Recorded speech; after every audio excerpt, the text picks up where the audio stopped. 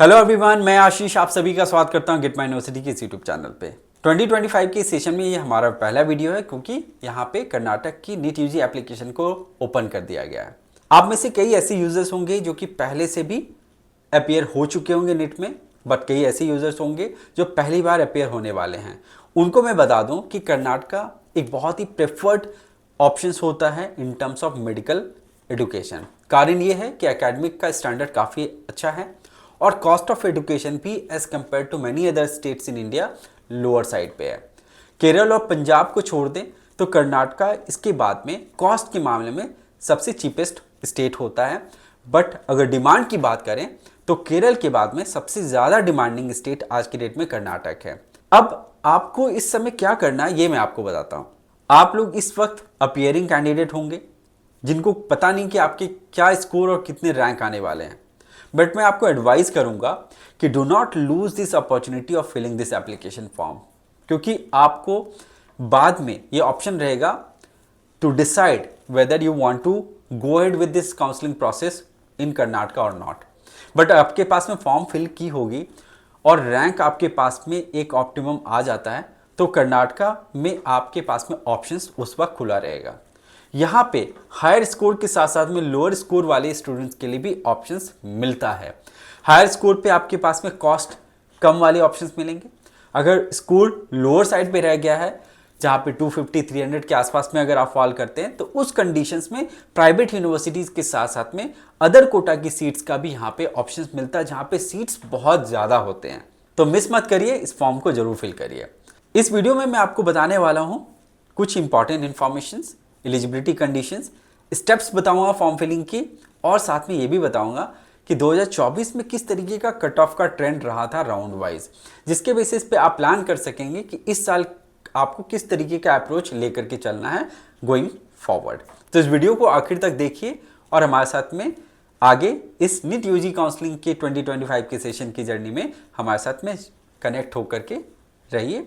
और अगर हमारी वीडियो पसंद आता है तो आप इस वीडियो को जरूर लाइक करिए। चैनल पे अगर आप नए हैं तो सब्सक्राइब करना मत भूलिएगा और ज़्यादा से ज़्यादा शेयर भी करिए। सबसे पहले आपको कुछ इंपॉर्टेंट इन्फॉर्मेशन शेयर कर देता हूँ। एप्लीकेशन का ये जो विंडो है ये है 23 जनवरी से 18 फरवरी के बीच तक का। फॉर्म फिलिंग के बाद में एप्लीकेशन फ़ी का जो लास्ट डेट है वो है 20 फेब। सीईटी एग्जामिनेशन को लेके भी कन्फ्यूजन्स है, ये भी मैं आपको दूर कर देता हूँ कि CET examination is applicable only for non medical courses. Medical courses के लिए आपको सिर्फ नीट यूजी एग्जामिनेशन देना है। अब आपको इसके साथ में बता देता हूँ कि जो क्लाउज है वहाँ पे भी कन्फ्यूजन होता है। जो नॉन कर्नाटका कैंडिडेट हैं उनके लिए क्लाउज वाई एप्लीकेबल होता है। जो एनआरआई कैटेगरी में अप्लाई करना चाहते हैं उनको क्लाउज जेड सेलेक्ट करना है। यहाँ पे मैंने वेबसाइट भी मेंशन कर दी है जो आप गो थ्रू कर सकते हैं। फीस का जो स्ट्रक्चर रहा था 2024 के सेशन में वो भी यहाँ पे मैंने मेंशन कर दिया है। 7,77,135 से 10,92,852 का फीस था, जो कि नॉर्मल फीस स्ट्रक्चर जो कि Rajiv Gandhi university of health science के अंदर में जो कॉलेजेस आते हैं उसमें एप्लीकेबल है। इसके बाद में प्राइवेट यूनिवर्सिटीज़ हैं जैसे एमएस रमैया है, एसडीएम धारवाड़, सप्तगिरी, आदि चुंचनगिरी, दयानंद सागर पीएस, ऐसे कई ऐसे इंस्टीट्यूशन हैं जो प्राइवेट यूनिवर्सिटी के अंदर में फॉल करते हैं। यहाँ पे फीस है अप टू 22,15,750। तो ये फीस स्ट्रक्चर है 2024 के हिसाब से। 2025 के सेशन में भी एक्सपेक्टेड है कि थोड़ा फीस में इंक्रीमेंट होगा, क्योंकि हम पिछले 3 साल से लगातार देख रहे हैं हर साल कुछ परसेंटेज ऑफ फीस में हाइक हो रहा है, जिसकी वजह से कॉस्ट ऑफ एजुकेशन कर्नाटक में हर साल बढ़ता जा रहा है। अगर इसी ट्रेंड को देखा जाए तो इस साल भी फीस स्ट्रक्चर हो सकती है बढ़ करके 11,80,000 से 11,90,000 रुपीज़ के आसपास में फॉल करे और ओवरऑल आपका कॉस्ट बढ़ करके हो सकता है ये 62 से 65 लाख के बीच में फॉल कर सकता है। Lower side of the cost बता रहा हूँ, जहाँ पे कॉलेज में हॉस्टल चार्जेस वगैरह और मिसलेनियस चार्जेस थोड़े लोअर साइड पे हैं, वहाँ की कॉस्ट मैं आपको बता रहा हूँ। अदरवाइज ऐसे इंस्टीट्यूशंस भी हैं कर्नाटक में जहाँ पे हॉस्टल एंड मिसलेनियस चार्जेस काफ़ी ज़्यादा हैं और ओवरहेड एक्सपेंसेस इतने बढ़ जाते हैं जहाँ पे 70 लाख से ऊपर भी कॉस्ट आपका चला जाएगा। अब आपको मैं एलिजिबिलिटी कंडीशंस भी बता देता हूँ सीट टाइप के बेसिस पे। Government aided seats in private और जीएमपी सीट्स, इन तीनों सीट्स पे सिर्फ कर्नाटका डोमिसाइल कैंडिडेट ही एलिजिबल हैं। इसके बाद ओपीएन सीट्स पे नॉन कर्नाटका कैंडिडेट एलिजिबल हैं और एनआरआई अदर कोटा सीट्स पे सारे कैंडिडेट एलिजिबल हैं, चाहे वो किसी भी स्टेट से बिलोंग करते हो। अब मैं आपको स्टेप्स भी बता देता हूं क्या क्या इन्वॉल्व होता है आपके एप्लीकेशन प्रोसेस में कर्नाटका में। सबसे पहला स्टेप है जहां पे आपको रजिस्ट्रेशन करना है, जहां पे आपको कुछ पर्सनल डिटेल्स जैसे आपका नाम, आपके फादर का नाम, मदर नेम और साथ में आपकी 10th की मार्कशीट में जो रोल नंबर है उसमें जो पासिंग ईयर 10th का वो प्रीफिक्स करके आपको डालना होता है, जिसके बेसिस पे आपका ये रजिस्ट्रेशन क्रिएट होता है और वही आपका लॉगिन आईडी भी होता है कर्नाटका में। साथ में आपको यहाँ पे रजिस्ट्रेशन के टाइम पे पहली बार कर्नाटका में इस स्टेज में फोटोग्राफ को भी अपलोड करना है वाइट बैकग्राउंड में। मोबाइल नंबर और ईमेल आईडी आप ध्यान से डालिएगा क्योंकि ओटीपी आपके मोबाइल नंबर पे ही आने वाला है, जिसको आप वैलिडेट करने के बाद में इस पहले स्टेप को कंप्लीट कर पाएंगे। इसके बाद में आप कुछ सेकंड्स होल्ड करिएगा, एक पॉपअप आएगा आपके विंडो पे जिसको आप कैप्चर करके रख सकते हैं और साथ ही में आपके मोबाइल पे मैसेज में भी रजिस्ट्रेशन की डिटेल आएगी जहां पे आपका लॉगिन आईडी और जो आपने पासवर्ड यहां पे चूज किया था वो मेंशन रहेगा। इसके बाद में आपको फिर से रीलॉगिन करना है। रीलॉगिन करने के बाद में पहला स्टेप है आपको जनरल डिटेल्स सबमिट करना, जहां पे आपकी एड्रेस के साथ में एजुकेशनल डिटेल्स आपको यहां पे डालनी है और साथ में 10th एंड 12th के बारे में भी आपको यहां पे मेंशन करना होगा, जैसे कि उनकी रोल नंबर और आपने कहां से पढ़ाई की है और लैंग्वेज आपका क्या था। इन सब चीज़ों को सेलेक्ट करने के बाद में जब आप आगे बढ़ेंगे तो आता है एलिजिबिलिटी एंड रिजर्वेशन। यहाँ पे इस पेज को आप ध्यान से सेलेक्ट करिएगा क्योंकि ये आपकी एलिजिबिलिटी क्लाउज को सेलेक्ट करने का यहाँ पे ऑप्शन मिलता है, जहाँ पे आप स्टेप बाय स्टेप जाएंगे। तो एक स्टेप ऐसा होगा जहाँ पे आपको ध्यान से पढ़ करके सेलेक्ट करना है और कुछ सेकंड होल्ड करना है ताकि वो नेक्स्ट पॉपअप में अगला क्वेश्चन आए और वहाँ पे आप यस या फिर नो सेलेक्ट करेंगे तो जाकर के ये स्टेप करीब 10-12 स्टेप के हिसाब से चलेगा। तो फाइनली आपका ये स्टेज पूरा कंप्लीट होगा थर्ड स्टेप का। इसके बाद में स्टडी डिटेल्स में आपको जाना है, जहां पे स्टैंडर्ड 1 से स्टैंडर्ड 12 तक की डिटेल्स आपको सबमिट करनी है, जिसमें आपका कौन सा कोर्स, कौन से ईयर में आपने कौन से क्लास को कंप्लीट किया है, ये आपको यहाँ पे मेंशन करना है। तो स्टैंडर्ड 1 से 12 तक ये मेंशन करिएगा। फिर आप आगे जब बढ़िएगा तो एनआरआई वार्ड डिटेल्स का आपको डिटेल फिल करना है, जो भी इसको क्लेम करना चाहते हैं।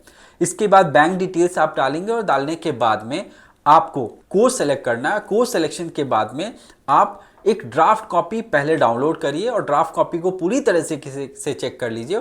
सब कुछ सही हो तो आप फिर से लॉगिन करके डिक्लेरेशन सबमिट करके आप पे करिए जो रजिस्ट्रेशन अमाउंट है और उसके बाद प्रिंट आप ले लीजिए अपनी रजिस्ट्रेशन अमाउंट के साथ साथ में एप्लीकेशन की।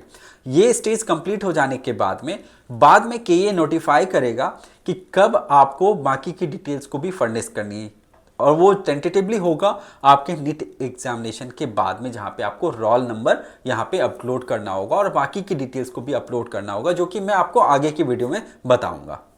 अब डॉक्यूमेंट की लिस्ट भी बता देता हूँ, बहुत सिंपल डॉक्यूमेंट लिस्ट है। 10th एंड 12th की मार्कशीट आप रखिएगा। जो स्टूडेंट अपियरिंग है उनको बता दूँ 12th की डिटेल्स आपको डालनी नहीं होगी, आप 11th की डिटेल्स के साथ में कंटिन्यू कर सकते हैं।